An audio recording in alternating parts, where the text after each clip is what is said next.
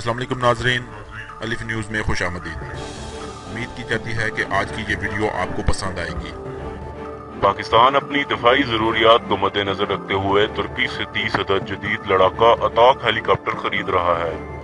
दफाई सनत के माहिर तुरान आऊज ने ट्विटर पर लिखा है कि दफाई सनत के secretary professor doctor Ismail Demir Atak helicopter की बरामदात से मुतालिक आइंदा चंद दिनों में तुर्की और पाकिस्तान के दरमियान तय पाने वाले समझौते के बारे में आगाही फराहम करेंगे।